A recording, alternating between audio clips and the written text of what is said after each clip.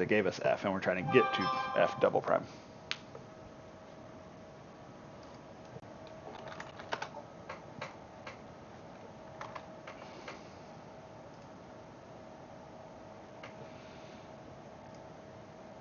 Somebody? Anybody? What's the concavity of the graph? Where is the question? Number 1. It's concave down. Thank you. So f double prime has to be negative. Correct. So when you're looking at that graph, f double prime, this is concave down. There's a slight possibility that towards the end, it may turn towards concave up. It'll just depend on what the graphical options are for f double prime, but guaranteed until at least after 1, that is a concave down graph. So you're looking for something that starts negative, possibly changes to positive. We'll have to look and see kind of idea. So definitely can't be B. B is out the window immediately. And it can't be D. B and D are both out the window. So we just got to ask ourselves, is it A or is it C?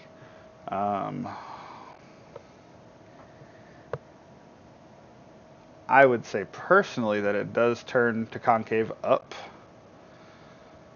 I would say personally it turns to concave up. So I would go with C personally. Let's see if I'm right. Yay, I'm right. So I do feel that's a little tricky, to be honest, and a little unfair almost to ask if that almost straight line looking thing is concave up, but it is concave up. So if you picked A, you're fine. But where can I go to like look at these questions? You go back into the AP Classroom and click on them to review them.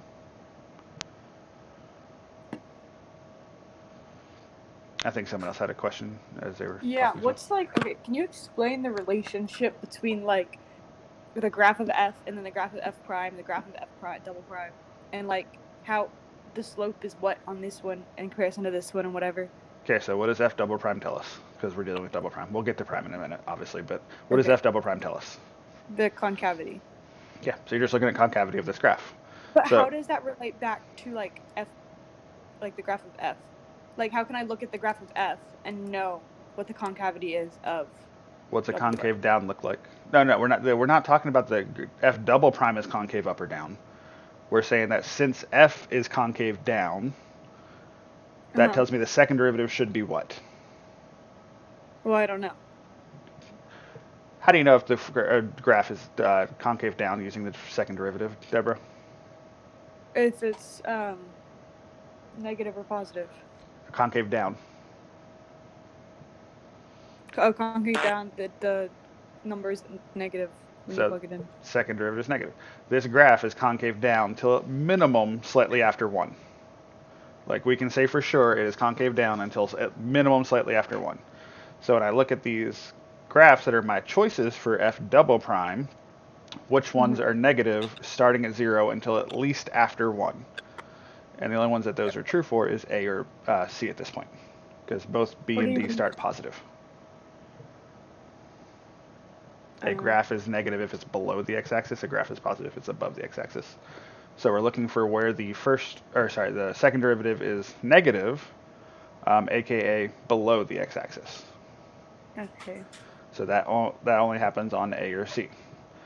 Then we have to make a decision on, does it turn towards concave up, in other words positive, which would be C, or does it stay negative the whole time but get closer and closer to 0? And you have to make that kind of judgment on your own. That's the part that you have to look at that and kind of see. And it does turn towards concave up. It's kind of a hard tell. I think it's a little too much of a iffy situation in my opinion on the graph, but it is what it is. So the second derivative does turn to positive because it does change to concave up somewhere in between the 1 and the 2 in there. So that's why it has to be answer choice C. Somewhere it goes positive. Now it doesn't get very positive, as you can tell on the graph. It's a very small amount of positiveness, but it does get positive. Okay. So that's why it has to be C and not A. If you put A, again, I completely understand. I would have no qualms with that. If you put either B or D, you got to be careful and make sure you understand how the derivatives are connected. The second derivative tells you concavity. So if I'm looking at the function, if it's concave up, that means the second derivative should be positive, aka above the x-axis. And if it's negative, concave down, it should be below the x-axis for the second derivative graph. Can you accept my thing I just submitted so I can go through it with you? I don't have to accept anything, buddy. Just refresh the page. Yeah. All right, number 2. So we're asking which ones could be derivatives of each other, et cetera, et cetera. So a couple of things on number 2. Definitely let your answer choices guide you. Don't just say, oh, I think it's this one, then this one, then this one. Look at the answer choices and see. So when I look at A, if f is my first, or if 1 is my first function, then when I take the derivative, I should get the second graph. If that's not true, I can automatically get rid of A. I could also automatically get rid of C at that point, because if the number 2 is not the derivative of number 1, A and C are both incorrect at that point. Does everybody see how I saw that? No. Look at your answer choices. Yeah. If number 1 is f and number 2 is f prime, if that's a false statement, A is wrong. Okay. And then also, if you look at number C, see where it says f prime is 1 and f double prime is 2? That's saying the same thing. That's saying 2 is the derivative of 1. So it doesn't matter if it's first derivative to second derivative, function to first derivative, fifth derivative to sixth derivative. That's telling you that 2 is the derivative of 1. So if I can get that out as an answer, that means I can eliminate quite a few answer choices. And which, by looking at that graph, does not happen. That is not a correct statement. So 2 is not the derivative of 1. Now somebody asked me how I knew that. How did you know that? Because I'm smart. No, the easy way, always check your zeros. And by check your zeros, I mean your horizontal tangent lines. So if I look on, there's more than one way, but the easiest way, on number 1, the point at, what was that, 4? What's the slope at 4 on number 1? Hi. 0. 0. Negative. And then look at... Wait, what? Oh, wait, hold on, that one does. It's just shifted. Okay, so that one matches... I lied. So that point does match. That's not the easiest one. The one I used was different anyway. So that point doesn't work because if 2 does have a 0 right before 4. The graphs are just shifted, so it didn't look right because they're side by side. But if I look at 2, I should have an undefined derivative at 2 because there's a jump. Everybody should know that. Yes, the derivative should be undefined there. Mm-hmm. However, what is the derivative just after 2? AKA, what's the slope right after 2 on number 1? Positive? Yes, positive. I'm not trying to trick you, I promise. However, when I go to number 2, what is the function value after 2? Positive. Or negative. There you go. Sorry, I was looking at the slope, not the value. So the value of number 2 after 2 is negative. Does a positive slope match up to a negative function value? No. No.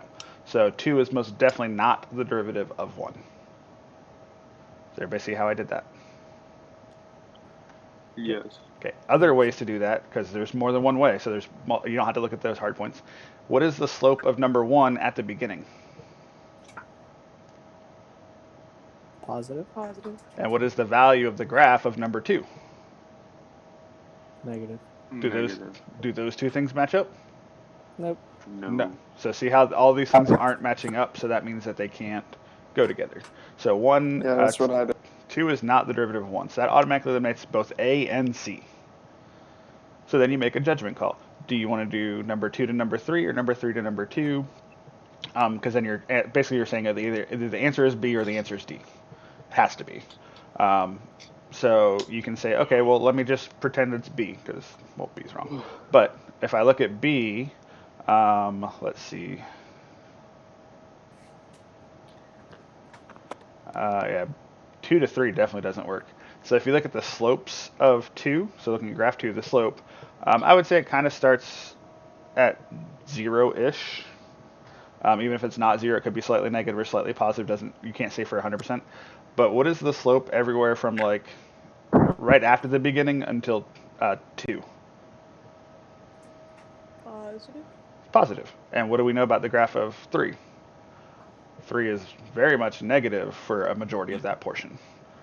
So that means that 3 cannot be the derivative of 2. I'll just look at slope values. So that means B is out, so it's got to be D. So everybody see how I made those connections? Yes. Okay. You never need to make the connection from F to F double prime on this case unless it's a very hard situation. Notice how none of the answer choices ever make you make that distinction between those two. However, we should be able to go from number 3 to number 1. So by discussing the concavity and making sure that it's right. If we notice, graph 3 is concave up all the way until just after 3. And then it is concave down for the most of the rest. So if you look at graph 1, it should be positive for concave up until just after 3, then go negative for concave down, and then apparently it does switch to concave up, but that's the little portion at the end that doesn't, not necessarily the most important part. So there's multiple ways you can make these connections between them, either by looking at concavity, looking at slopes, and just making sure that they match up to things. Okay, so we're getting ready to do it again on number 3. So we're given a graph of f, and we want the graph of f prime. So how do I find f prime from f?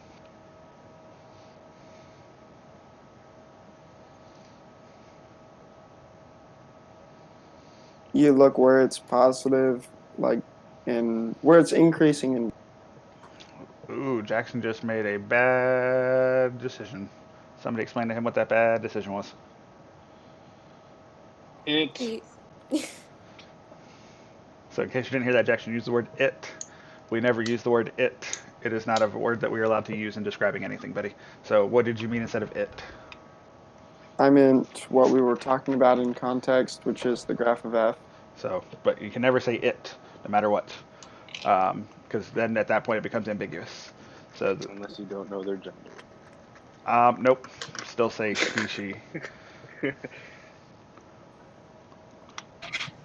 Okay, so we are looking where the graph of f, you have two options. So really, you can look where it is. So you could either say the slopes Oh, of f, or you could say where the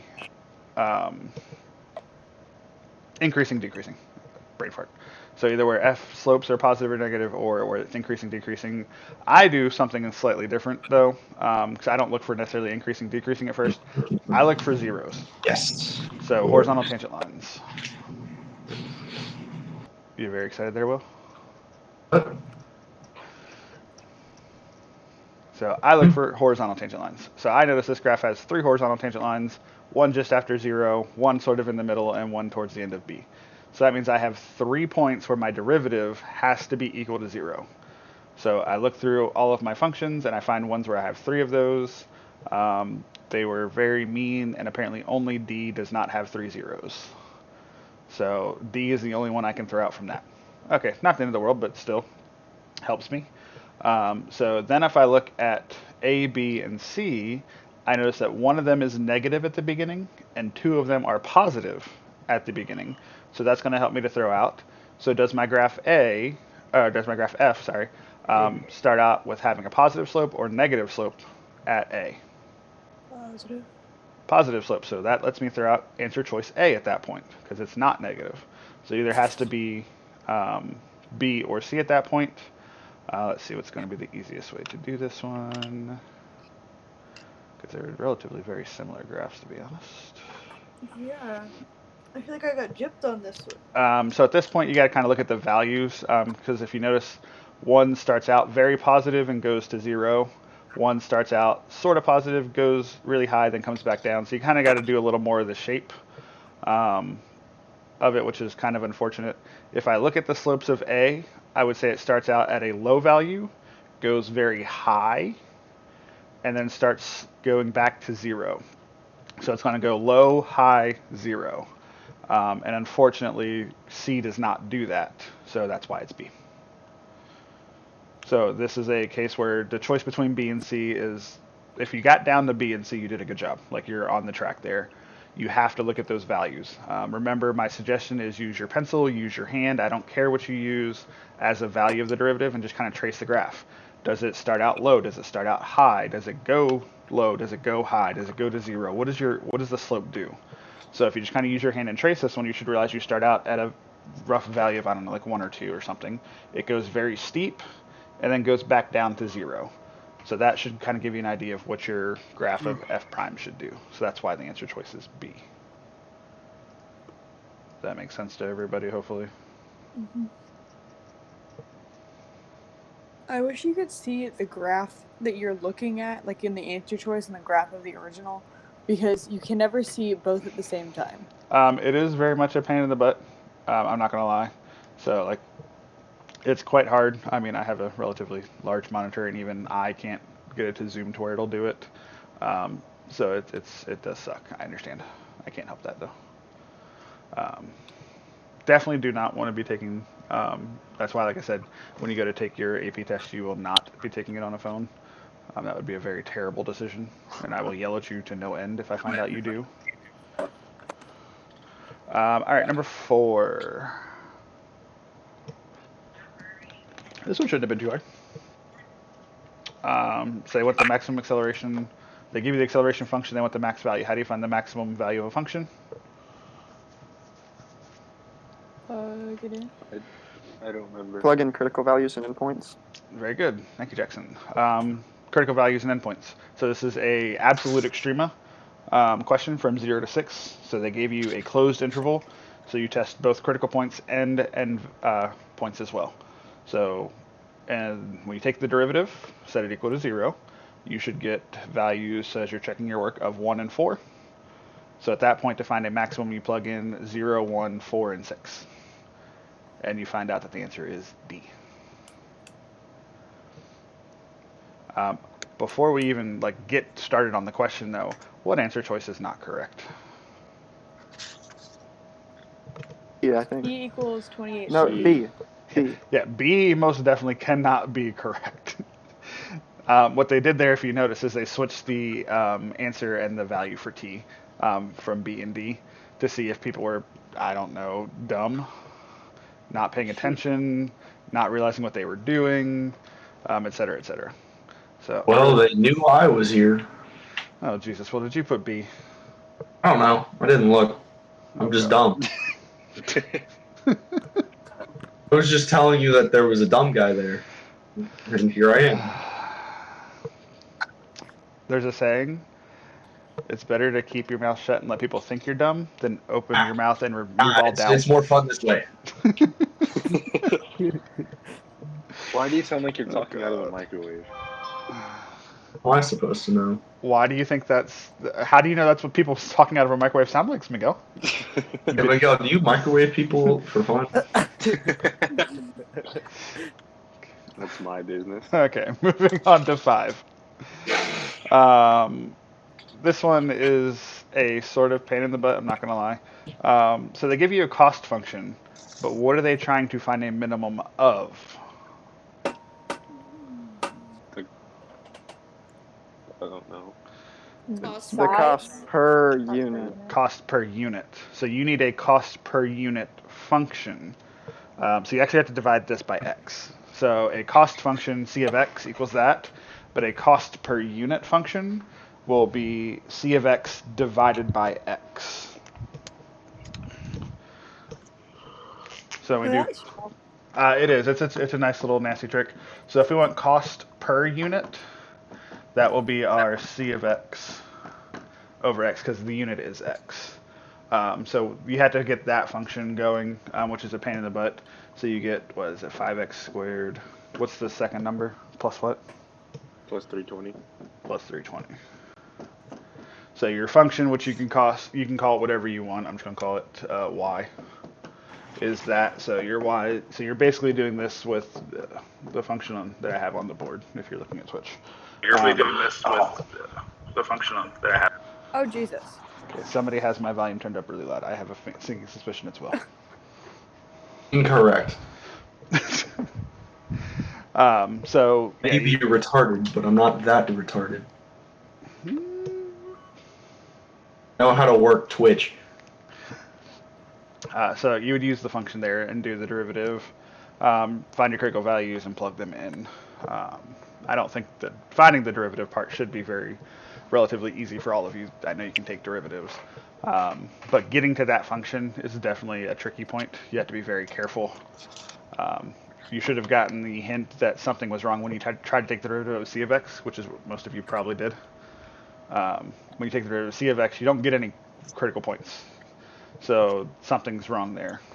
So that should have led you to believe, hey, I'm doing something not correct.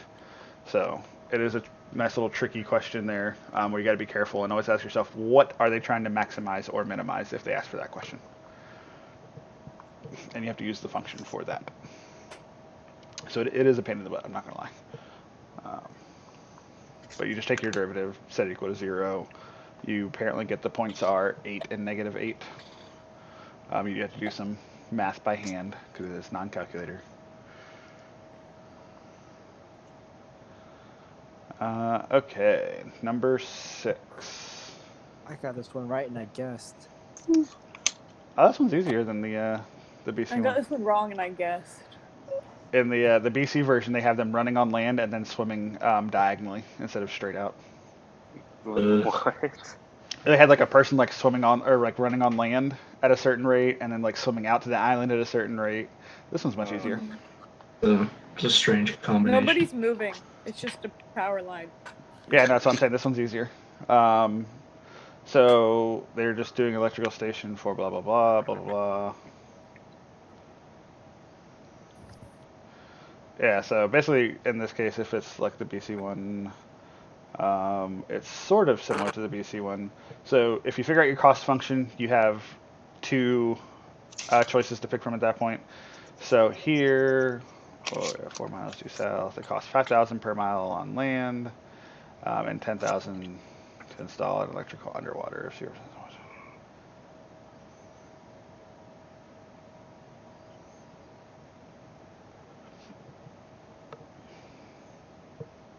No, this is actually, wow, I think this is actually a little harder than the BC one because you have to come up with this function on your own. So basically you got to analyze, I would definitely on a question like this, analyze their function and see if it's correct, and see if not. So when I look at their functions is what I would start doing. Notice how they all have 5,000x at the end. What does that 5,000 times x represent? The cost for that 1 mile. Not necessarily for the 1 mile. So what is the 5,000? Where does that number come from? Oh, you're right. What? It comes from the cost per mile for the electrical line on land. Electric line over land. So you gotta be careful. So basically what we have to realize is what they're gonna do is connect it, if you're looking at the Twitch stream, which you should be, they're going to connect it using the red line shown, which if you can, I don't know if you can see the red really, but it's the one that's got the diagonal part to it. So that's how they're going to connect this electrical wire. At some point they have to get to here. They could do the blue one and direct indirect. Usually direct is not going to be the most efficient because that's the longest amount of line they have to use. So unless it's like super dirt cheap to do it on land and really expensive to do it on water, it's going to be more efficient to do a diagonal line. So what ends up happening is this 5,000x, so 5,000, it's $5,000 per mile to do it on land. And as you can see, they have a 5,000x. So at some point, they're going to have an amount on land, which we're going to call x. So that 5,000x takes care of the on land portion. We have to figure out what the water portion is. Well, what shape does the water portion make now? A triangle. What kind of triangle? A right triangle. A right triangle, and we're trying to basically figure out what is y. What we have to realize is we have one side of my right triangle. I just need this side over here, the left side of my triangle. Well, if I know the whole thing here is 4 and this part is x, this becomes 4 minus x. So you have a right triangle where y squared is equal to 4 minus x squared plus 1 squared. So our distance y is equal to the square root of 4 minus x squared plus 1 squared, or just 1, doesn't matter. And then we are told its costs, what, $10,000, I think? Yeah. So the distance to go here, so we have 5,000x, which is the part on land, plus 10,000 y, which is the part on water. So that's how they get that function. So now the question has to be, is it a or b, because both those functions are the same thing. So now we have to look at their justifications. Do you have a minimum, because they want a minimum, when c prime changes from positive to negative? No. No, that makes no sense. That would be a maximum. So A is definitely out, and our answer is B.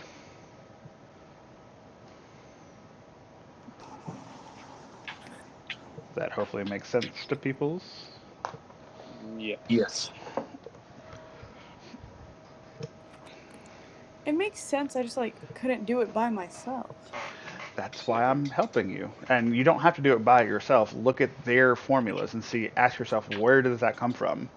Where does 4 minus x come from? Where would 1 come from? Et cetera, et cetera. On part B, I have no clue, or sorry, C and D, I have no clue how they would get x squared plus 1. I really don't. Oh, that's if they just went from land to, would it make any sense to start at the very beginning and go across the water the entire time when the water's $10,000 a line or a mile? God, no. No. No, because that's what C would be. But then they're also charging you for some footage on land. So I don't know where, like, that just makes all no kind of sense.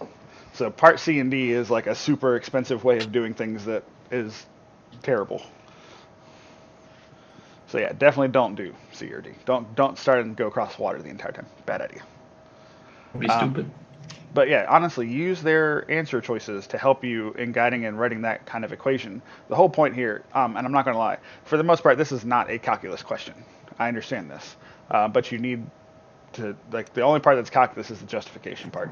The rest of it is writing an equation. I highly doubt you'll do anything like that as far as that kind of equation goes. So, not the end of the world if you couldn't do it, but you should definitely be able to get the justification part. Okay, now on to some more concrete stuff. Number 7, finding a horizontal tangent line. What does it mean to have a horizontal tangent line? That there's a maximum or a minimum. That is not a true statement, unfortunately. Well, I'm Slope is 0. The There you derivative go. at that point is 0. So, just because the derivative at that point is 0, Deborah, do you have to have a max or a min value? Mm, The answer is no. why? Because what happens if your graph does something like this over here on the left that I have drawn?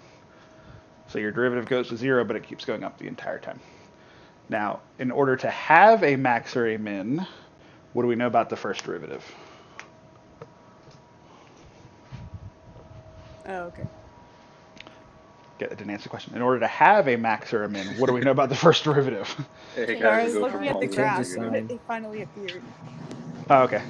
So again, because some of you mentioned some of it, but what has to happen in order to have a max or a min? The derivative will change sign. Okay, before that. The derivative has to be 0 or D and E. There you go. Don't forget that D and E part. Very good job on that, Jackson. You have to have a derivative equal to 0 or undefined. You can say D and E if you want to, but you have to have that criteria met first. So because the derivative is 0, that gives us a candidate for a max or a min, not a guarantee. Okay, question 7, consider that. So if we want to have a horizontal tangent line, though, what does that mean?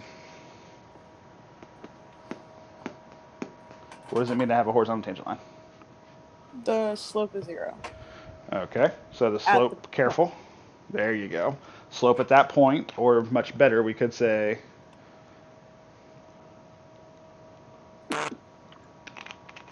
what's an easier way of saying this so we know what to do?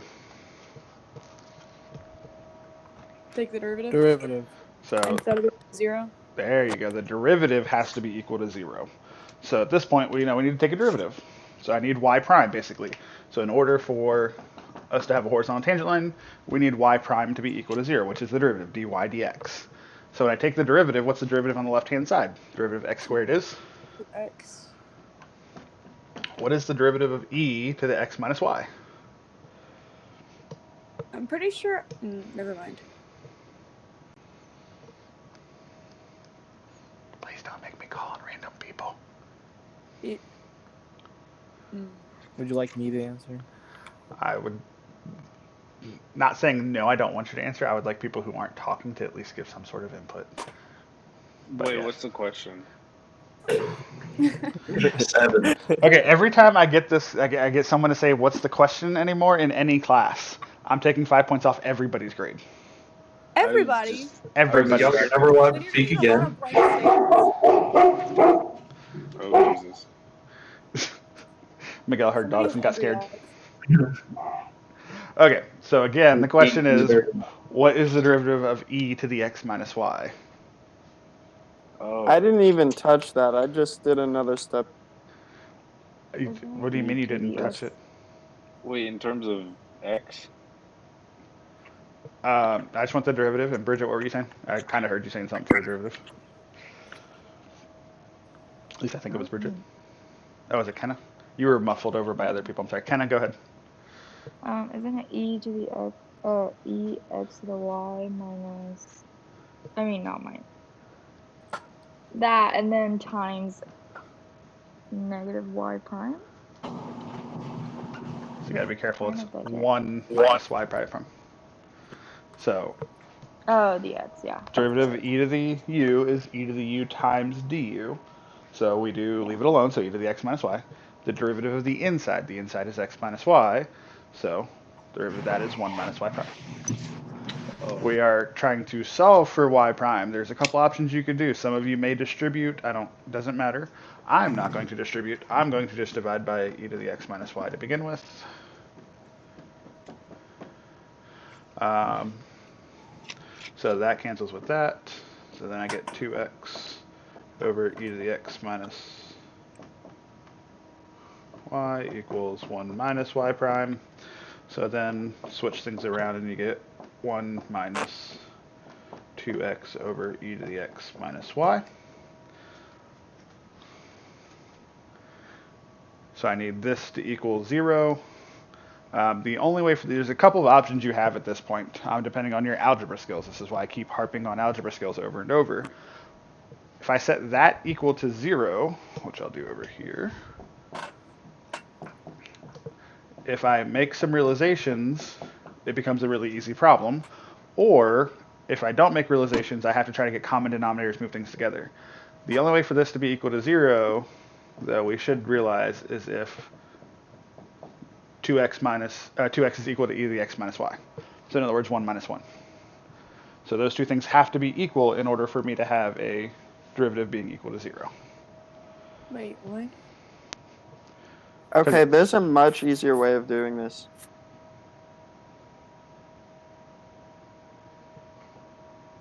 I don't think so. Yeah, I did it. What did you do then, Jackson? Feel free to enlighten us. Okay, this only works because it specifies x is greater than 0 in the question. So what I did is I started out by taking ln of both sides, and so you just from the top you get 2x equals x minus y. No, maybe not that, but you get.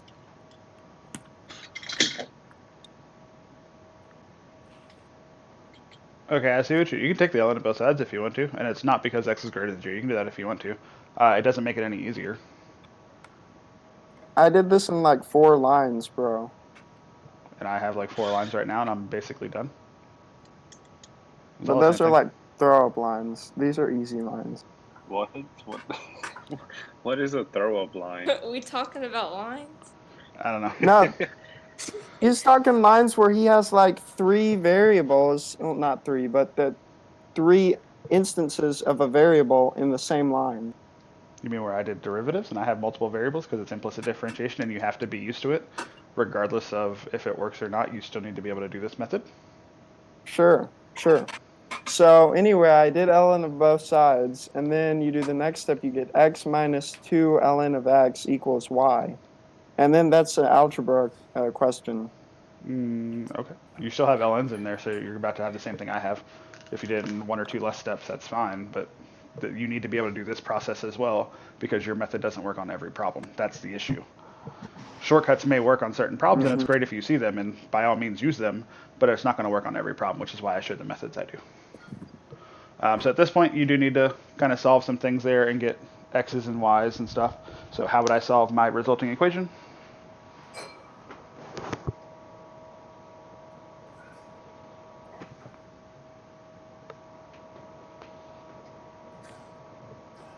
ln.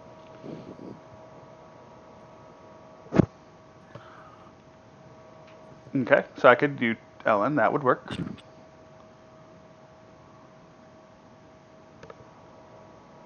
Any other options that would make things a little easier, maybe?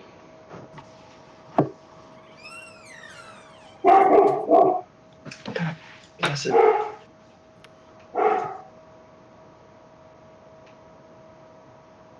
I mean, can't you just do e to the x plus e to the negative y? I mean, Not that probably did quite. nothing. So that's an option, but you made a mistake somewhere. So it wouldn't be plus e to the negative y, it'd be Division. times e to the y. So what Kayla said, which is a good option, is e to the x times e to the negative y equals, so 2x equals. So that is an option that we can do, yeah.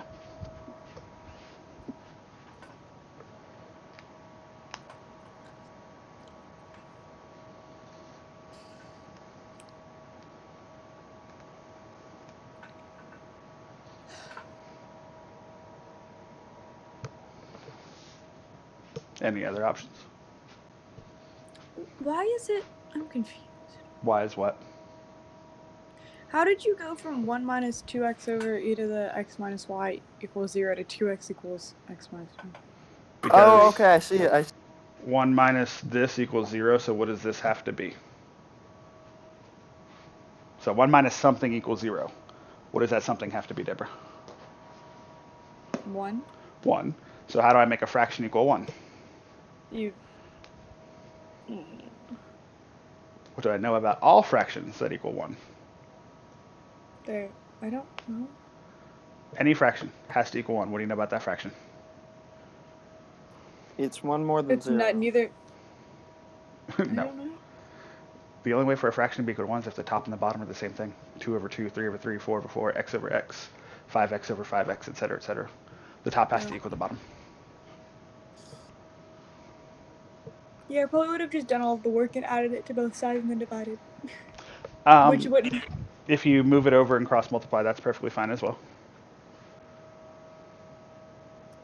Okay, so at the top line of your stream board, Uh-huh. it says x squared equals e to the x minus y. Jackson figured it out. Very And good. then you So plug it in. Kayla's method would not be a good method because you're still taking ln's. The hard part here is you do that right there. Make a substitution.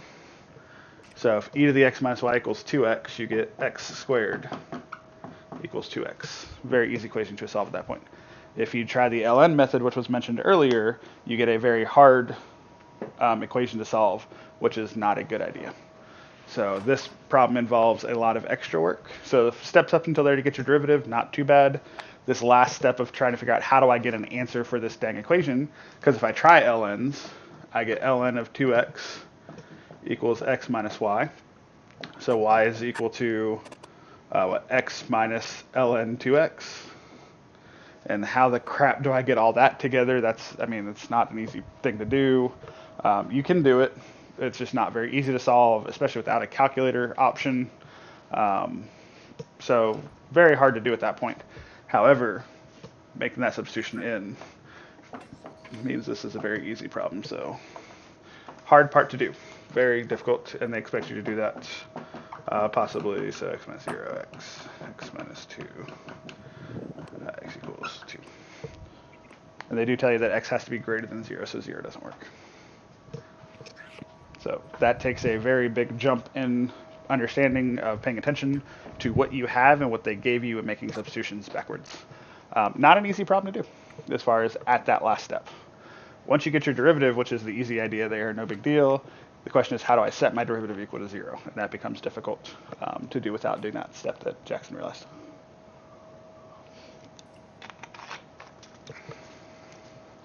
So good job, Jackson.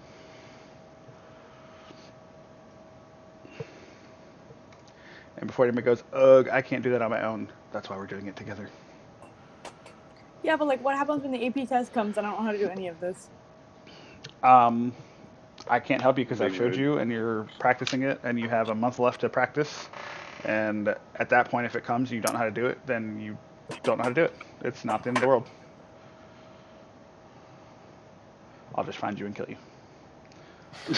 I mean, it's the end of your world, not my world. But no, honestly, like I said, it's really not the end of the world. If they give you something like that, you do always want to look for a back substitution. What can I substitute in to that equation, or what can I substitute that they gave me, et cetera, et cetera. That's always a good thing to look for. Where can I substitute something in? But again, if it comes down to it and you can't do anything, remember though, this is a free response test, fortunately, in that end. You do get partial credit. You would get credit for taking your derivative. You would miss out on a point or two for not being able to get to the final answer, but you would get a very decent portion of that credit on a free response. That's the nice thing about it being free response is that you do get that partial credit. So Are we having 2 or 1 questions for the exam? it's as last I ever checked, unless something changes, it's 2 questions. One 30-minute question, one 15-minute question. Dang. Yeah. I don't want to spend a half an hour looking at one math problem. Well, it's because they give you time to upload. They give you so- 5 minutes after that. Oh, okay. So you get 30 minutes and then 5 minutes to upload, then 15 minutes and 5 minutes to upload. Deborah, don't you Wait. already spend 30 minutes looking at one math problem? Shut up. No, she spends 30 minutes like sort of looking at a math Pretending to look problem at and a then math crying a little bit and then going and making oatmeal instead of doing the math problem. And then brushing her hair 50,000 times. I do not brush my hair. Yeah, I Won't know. there be I saw. parts to each question though? Yes. Yeah, probably. Yeah. It'll be like question 1 will probably have like F parts or some crap like that. That's If they're giving you 30 minutes, it's going to be a relatively long problem that's going to involve all kinds of different concepts. They most likely will be disconnected questions. So like A and B may not have anything to do with each other because they're asking so many different topics as a possibility. As we get closer, I'm sure they'll release some more information, but it's just going to be calculus. I mean, you guys are going to be prepared for it. Worst comes to worst, it's not your day that day. That question sucks for you. You don't know what to do, but you still try things. Keyword there. You try things and do things because you will get partial credit, and it falls where it falls. Like it's not the end of the world. Fuck. Unless you're a junior this year, because then next year I'm gonna kick your butt. Fuck. Okay. All right. Question number 8. So they give us this nice little implicit curve. You take your derivative basically, and they're asking you, does it have a tangent line, a horizontal tangent line at x equals -2? So take your derivative, which I'm assuming I probably need to do just to make sure. Plug in -2 for x and see if you have a horizontal tangent line. And then do the same thing for 2, where you plug in those values for y and see if you have, I believe, a vertical tangent line, if I remember reading correctly. Okay, so we get cubed squared 12x 16.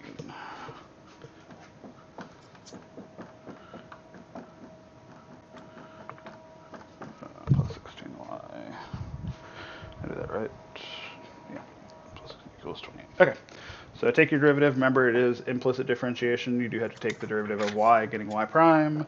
So you get 3x squared plus 2y y prime minus 12 plus 16y prime equals 0. Make sure you get that right-hand side equal to 0. That's an easy mistake that a lot of people make. So, and then solve for y prime. So you're going to have to move the 3x squared and the 12 over. I'm going to factor out my y prime at the same time.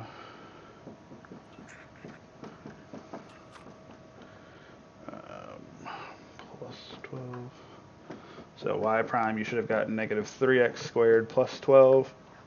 over 2y plus 16. That should be your y prime.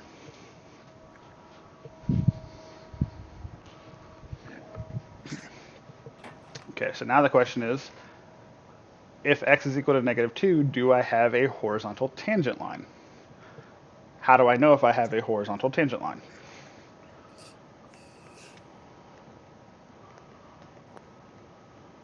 The slope at that point is equal to 0. Okay, so how would this slope ever be equal to 0?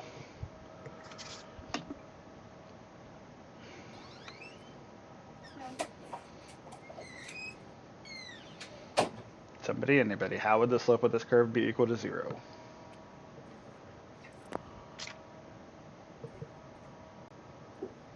If the top equals 0. Set the numerator to, yeah. There you go. We don't have to set it equal to 0. It's asking us at x equals negative 2, would it be horizontal? So if I plug in negative 2 for x, do I get 0 in the numerator? The answer is Yes. yes. Okay, and then look at number 2. If y is equal to negative 8, do I have a vertical tangent line? How do I have a vertical tangent line? Undefined. 0 over 0. 0 over 0 is not undefined.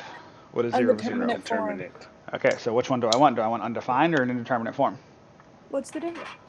Well, one's 0 over 0, one's a number over 0. Oh, You definitely want one a number over 0. I want Undefined. the undefined, the number over 0. So if it's indeterminate, it could be anything. That doesn't mean it's a vertical tangent line. So I need it to be undefined. So I need 0 on the bottom and a number on top. So do I get 0 on the bottom when I have y is equal to negative 8? Yes. Yes. Okay.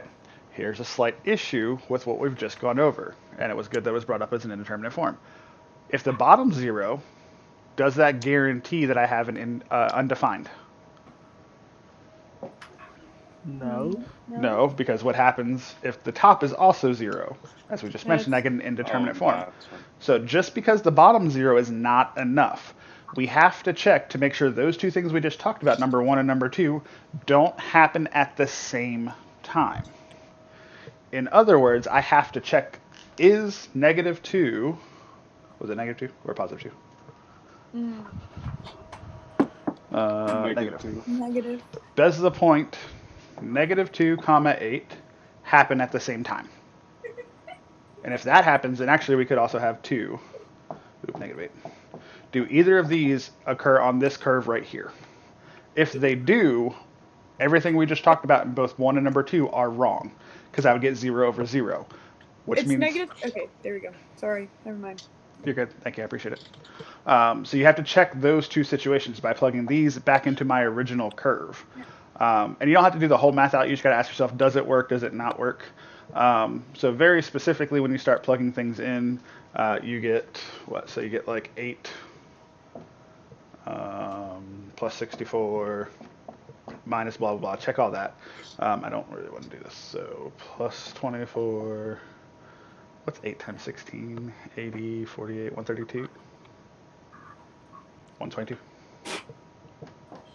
Minus 122. Does that equal 28? And the answer is clearly no, because the negative is super big. And do the same thing with 2. So if you plug in 2, or negative 2, you get negative 8 plus 64. Negative 8. So positive 8 minus 24. And still minus 122. Does that equal 28? And the answer is no on both accounts. So you do have to perform that check. They could be trying to trick you. So be very careful with that. So if those two had occurred at the same time, both I and II could have been possibly wrong. Now, the very nice thing about this is we can check number 3 without having to mess with anything, because it's basically asking us, do we have to put... if we plug in 1, 1, or whatever it was, my page, I had to reload it. Hold on. Negative 1, 1. Thank you. It made me re-enter my password because I was doing this for too long. Nope, number 8, there we go. So if we plug in negative 1, 1, do you get a slope of 1/2? The answer is yes, you do. So 3 has to be true. So that means either of 1 or 2 also has to be true by looking at our answer choices. So both 1 and 2 are true. We've already stated that. So the answer is D.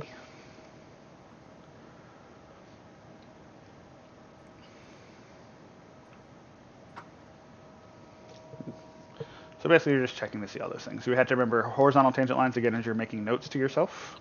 Horizontal tangent lines, the top is 0. Vertical tangent lines, the bottom is 0 in this case for fractions. Number 9. In the xy plane, how many horizontal or vertical tangent lines does the curve xy squared equal to x plus y have? Okay. Oh, Do you have a question, Deborah? no, it just wasn't loading, but it's fine now. Okay. So this will be pretty much the same type of problem we just did, where we take a derivative, set the top equal to 0, set the bottom equal to 0, et cetera, et cetera. So xy squared equals 2 plus xy.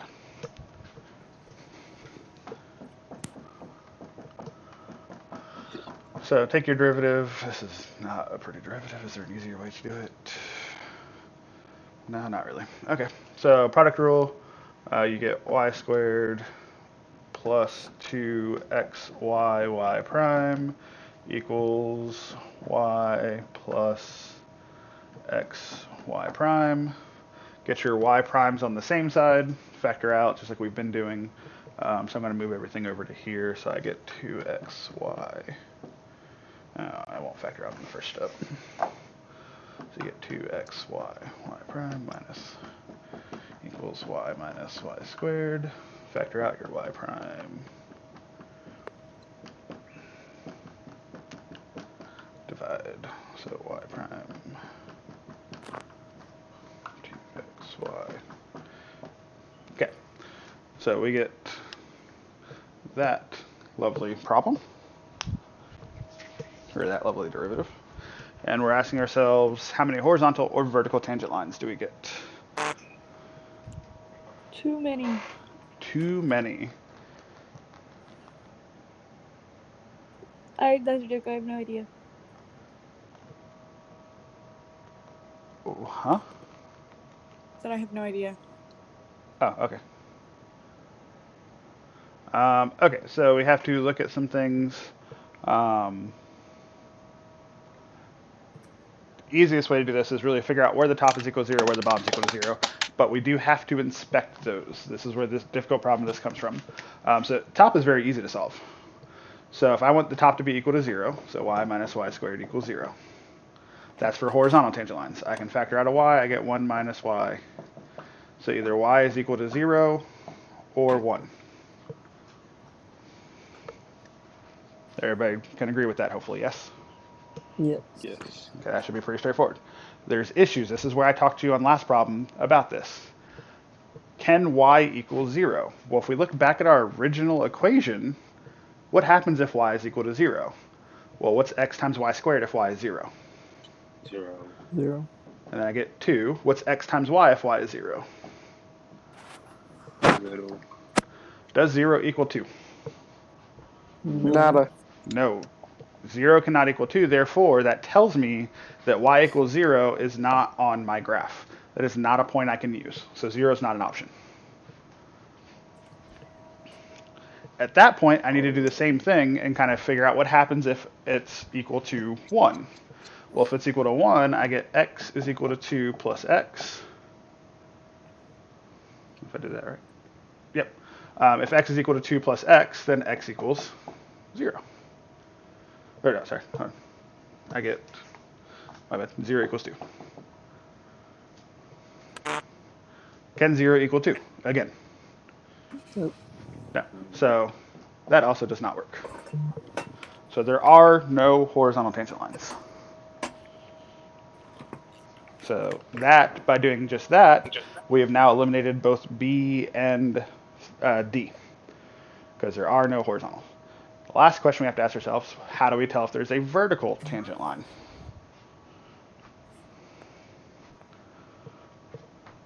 Everybody should be able to answer this because you just wrote this down in the last question. How do you tell if there's a vertical tangent line? If If the the slope denominator is is equal to 0. zero. Thank you. So I'll What? just come over here. The denominator is equal to 0. Yes. Okay. So if we set the denominator equal to 0, we can factor some things out and we can get that x 2y minus 1 equals 0. So you factor that out, set it equal to 0, factor out the x. So either x is equal to 0 or y is equal to 1/2. But then again, we got to check, are those points on our curve? Well, we're going to run into the same issue if x is, bless you, if x is equal to 0, we run into the same issue. We get 0 equals 2 plus 0. That doesn't work. So x equals 0 cannot be on my curve. If I try to plug in 1/2 for y, let's see if we can get an answer. So we get, what, 1/4 x equals 2 plus 1/2 x. We can solve that, so we get negative 1/4 x equals 2, x is equal to negative 8. Hey, I got an answer. So I have one vertical tangent line when x is equal to negative 8 and y is equal to 1/2. This is where you've got to be careful and check to see, are those points even on the curve? Do they exist at all? It's sort of a tricky question. It would have been less tricky had they just gave you all 4 answers, because there could have been 2 and 2. So if once you get those 2 valid choices, the fact that they don't have an answer on here that says 2 vertical and 2 horizontal is very tricky. But you do have to be careful and check those points. That's what I was talking about in the last problem. So after you solve them, make sure you can plug them back in. Okay, and that is class time for today. Make sure if you didn't finish, you finish the last 3 multiple choice questions and your free response.